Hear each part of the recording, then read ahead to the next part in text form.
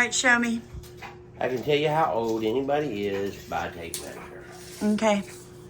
You take the year. It's 2024, so you go to 124 on here. 124.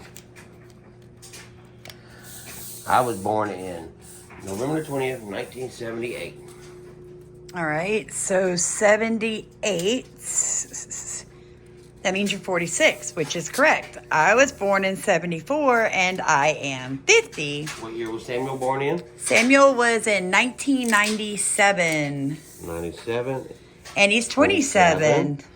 Elizabeth. Was 1999 and she is 25.